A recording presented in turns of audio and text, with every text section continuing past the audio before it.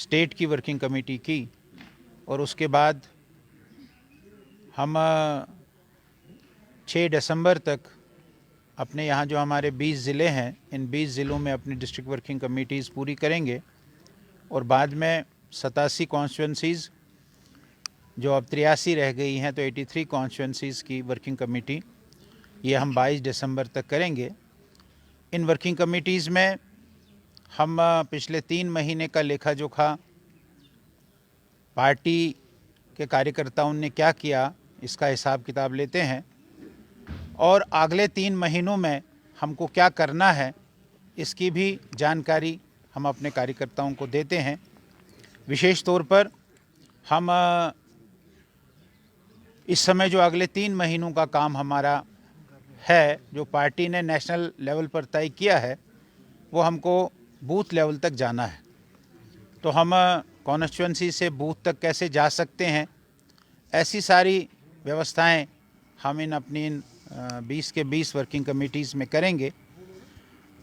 और आगे के कुछ जो हमारे प्रोग्राम्स रहते हैं, 25 दिसंबर को अटल बिहारी वाजपेयी जी का जन्मदिन है, कल वैसे संविधान दिवस भी हैं। ऐसे आगे के हमारे कुछ कार्यक्रम जो हैं वो हम चर्चा करते हैं।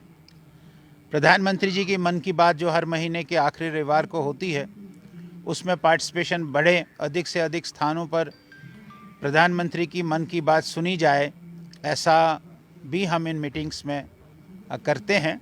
ऐसे हमारी पार्टी की जो रूटीन हमारा काम है, उस रूटीन काम को ये 22 दिसंबर तक हम ये पूरा करेंगे और सभी कॉन्स्टिट्यूंसीज़ में हम इन मीटिंग्स को करेंगे।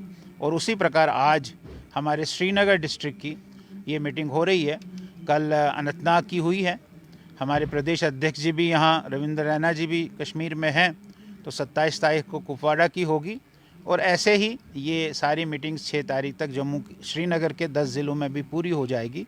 उसी मीटिंग के तहत आज हम यहाँ आए हैं। गोल साहब, आपने कल बात की थी 370 ये स्टेटहुड के वापस दिलाने की बात की थी, जबकि कई साल बीत गए लेकिन अभी तक ये दावा जो है बिल्कुल दावा ही बना हुआ है। तो थोड़ा सा बताइए क्या लेटेस्ट अपडेट है स्टेटहुड? नहीं, ऐसा है कि देखिए, मैंने कल भी कहा कि हमारे प्रधानमंत्री जी और हमारे होम मिनिस्टर ने फ्लोर ऑफ द हाउस में इस बात को दोहराया है कि ये जो स्टेटहुड है हमारी जम्मू कश्मीर की, वो वापस आ जाएगी। थोड़ा डिलिमिटेशन हो जाएगी चुनाव के नज़दीक या चुनाव के बाद, इस प्रकार की बात सरकार ज़रूर करेगी, ऐसा हमारा पूरा विश्वास है। वही बात मैंने कल भी कही। तो यहाँ फार्मूला हटाने के बाद काफ़ी जो पॉलिटिकल लीडर्स हैं यहाँ पे अब ये चाहते हैं कि जो 370 की यहाँ पे मनसूखी हुई थी, एब्रोगेशन हुआ था, वो फैसला भी वापस लिया जाए। ऐसी बातें आ रही हैं। वो कल हमारे प्रधान जी ने, रविंद्र रैना जी ने उसका जवाब दिया है। आपने आज अखबारों में भी मैंने पढ़ा, यहाँ के लोकल पेपर्स में छपा है कि वो अब जिनका वो ख्वाब है, सपना है, उनको अब वो छोड़ना चाहिए। भारतीय जनता पार्टी और यहाँ के लोग, दोनों लोग अब आर्टिकल 370 को दोबारा से जम्मू कश्मीर में लाने के लिए न कोई तैयारी है और न कोई ये वापस आ जाएगा, ऐसा पूरा विश्वास है मेरा। कौन सा अफसर सेशन जो है बहुत अरूज पे, यहाँ पर लोगों का काम नहीं हो रहा है, क्या कुछ कर रहे हैं? नहीं, वो मैंने बताया है, कल भी बताया मैंने कि एक जो इलेक्टेड रिप्रेजेंटेटिव्स होते हैं, इलेक्टेड रिप्रेजेंटेटिव्स का बड़ा रोल होता है और लोगों की इजी एक्सेस होती है। ब्यूरोक्रेट्स के पास लोगों की इजी एक्सेस नहीं होती है बनिस्बत की इलेक्टेड रिप्रेजेंटेटिव्स के पास। लेकिन आप देखते हैं कि यहाँ हमारे डीडीसी के मेंबरान चुन गए हैं, हर ज़िले का एक चेयरमैन है, डिप्टी चेयरमैन है, बीडीसी के चेयरमैन चुने गए हैं, सरपंच चुने गए हैं।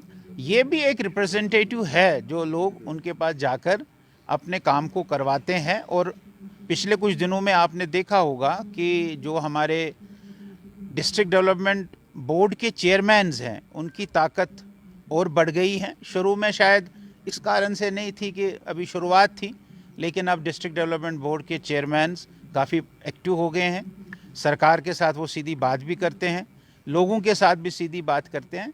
लेकिन असेंबली जब आती है और उसका जो मेंबर होता है वो भी एक रिप्रेजेंटेटिव होता है, वो रिप्रेजेंटेटिव भी काफ़ी पावरफुल होता है।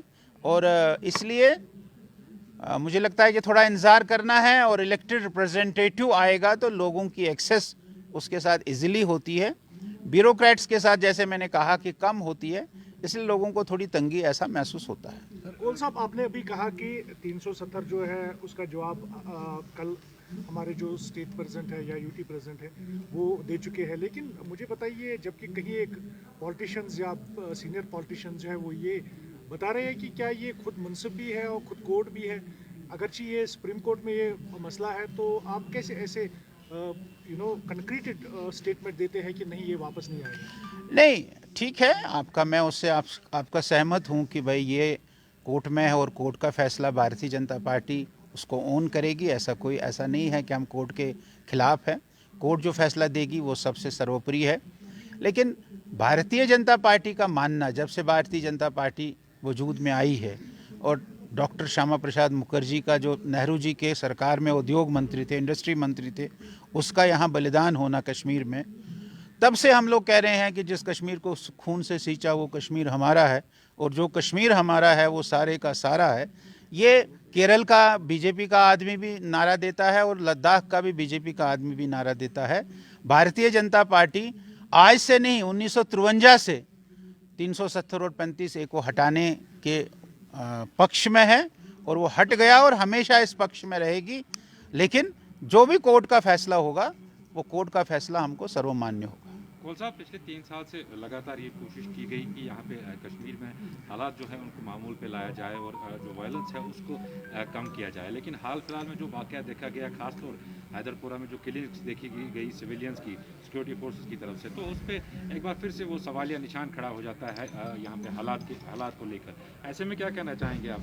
हम तो ये कहते हैं कि भाई ऐसे वाक़या नहीं होने चाहिए और इस वाक़या के लिए सरकार ने एक कमीशन भी गठित किया है, वो इसकी छानबीन करेगा और जो इसमें दोषी होंगे उनको सज़ा मिलेगी। लेकिन आपको ये बात भी देखनी है कि जो सारे आज इंटरनेशनल फोरम है जो आज भारत के खिलाफ साजिश बन रही है, और उसके लिए उनको जम्मू कश्मीर एक इजी टारगेट लगता है, इसलिए वो इसका इस्तेमाल करते हैं।